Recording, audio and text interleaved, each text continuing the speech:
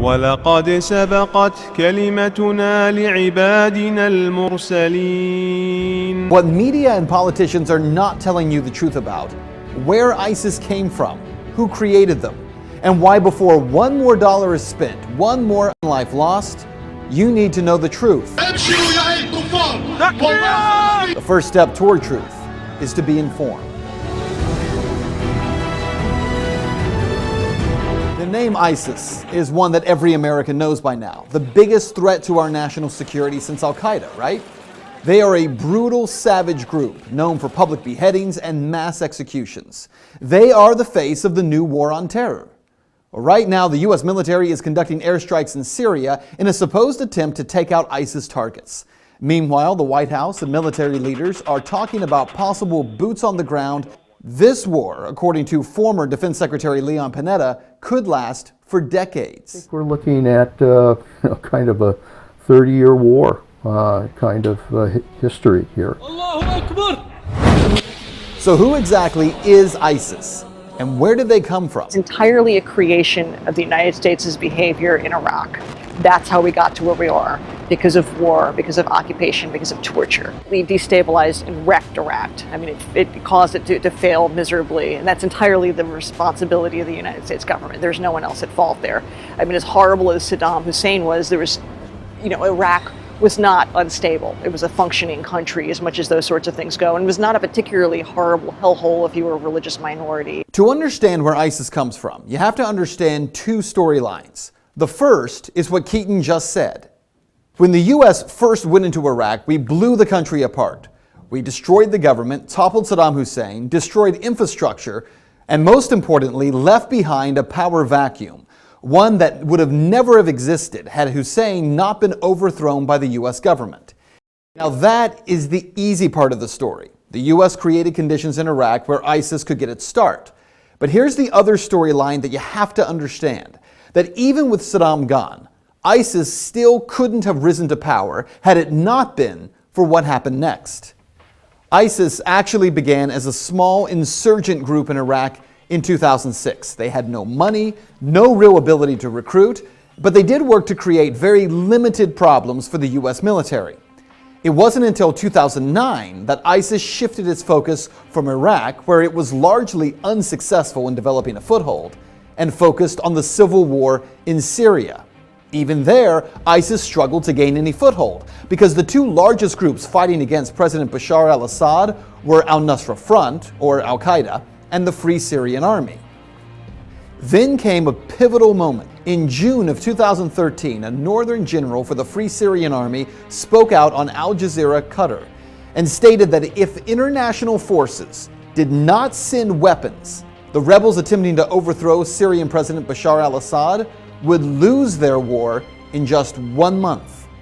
Well, only months before, I had personally confronted President Obama about why the U.S. was covertly funding those Syrian rebels. And yet there's some concern about the U.S. funding the Syrian opposition when there are a lot of reports that Al-Qaeda is kind of heading up that opposition. How do you justify the two? Well, I share that concern, and so what we've done is to say we will provide non-lethal assistance to Syrian opposition leadership that are committed to a political transition, committed to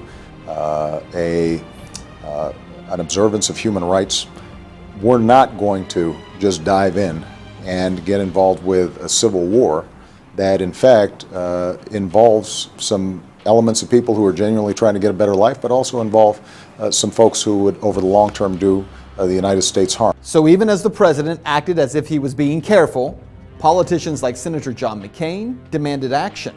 So it's a totally unfair and unbalanced fight. And now the rebels are the freedom fighters, the Syrian National Army are being beaten every place around Syria because of the overwhelming firepower, and air power is really the deciding factor. So you've got to take their air power out of it. You've got to have a safe zone where they can operate, train, and equip. And we've got to turn this thing around. So what happened? Well, within just a matter of weeks of that Syrian general making his plea for international help, the U.S., the Saudis, Jordan, Qatar, Turkey, and Israel began providing weapons and training and money to the so-called rebel Free Syrian Army. By September of 2013, American media outlets, including CNN and the Washington Post, were reporting that CIA-funded weapons had begun flowing to Syrian rebels. The weapons were not American-made, but funded and organized by the CIA. The artillery was described as light weapons, some anti-tank weapons, and ammunition. Weapons that the U.S. insisted would be used by freedom fighters would be in less than 1 year in the hands of ISIS fighters. So where were these fighters coming from? Actually, from the Free Syrian Army, the group that John McCain insisted would help the U.S. to overthrow Assad. That same group actually giving weapons, selling weapons, and sending fighters to join with this new group called the Islamic State. It was in June of 2014 when suddenly, after being a no-name group in Syria, that ISIS emerged, heavily armed and trained by U.S. and coalition special forces, making a dramatic entrance by crossing back over the Syrian border into Iraq, capturing Mosul and much of the northern part of the country. One of the most important facts that mainstream media ignores time and time again is that ISIS was able to grow so fast because of all the U.S. military equipment they were able to seize. Equipment that our military left in Iraq. Truckloads of Humvees, tanks, and weaponry that instead of taking or destroying, the U.S. government simply decided to leave behind. Even when the U.S. government knew that ISIS fighters were capturing that equipment, for crying out loud, these guys were posting pictures of themselves driving and standing on U.S. military equipment, making video of themselves with it. We did nothing. Why? Over the past few months, the U.S. government, who acted like they had never even heard of ISIS, suddenly, with the help of media, has turned the Islamic State into the new focus of the war on terror. Now, as ISIS has continued its rise, recruitment is exploding, and the group is becoming stunningly wealthy.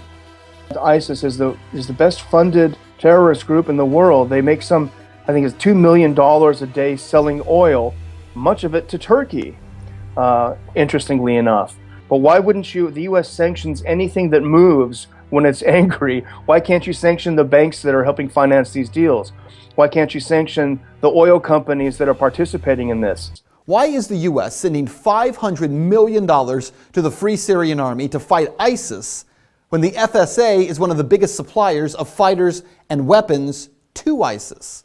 Why are we sending new and more powerful weapons to the FSA like anti-aircraft missiles, weapons that we know will end up in the hands of ISIS? But let's just cut to the chase here, because what you need to know about this is that ISIS is not the creation of American inaction, which is what the media is going to tell you. No, they are the product of direct action. First, the action of creating a power vacuum in Iraq, and secondly, arming violent jihadists, hoping they would overthrow a leader in a neighboring Middle Eastern country. The U.S. is very good at blowing things up and destroying societies, but it is very, very bad at putting them back together. Is that true? Well, you decide. Fact. Our government armed Osama bin Laden and the Mujahideen in Afghanistan and created Al-Qaeda. Fact. Our government helped supply Saddam Hussein chemical weapons for him to use against Iran in 1980 and then overthrew him in 2003. Fact. Our government trained rebel fighters in Syria who would become the group today known as ISIS, or the Islamic State. We have watched them commit every violent atrocity that you can imagine to people living in Iraq and Syria.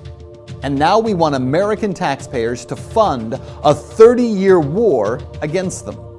And it's time that we reject the destruction of people groups around the world for the sake of foreign policy that makes so-called defense contractors rich and perpetuates violence, death, and destruction of entire people groups.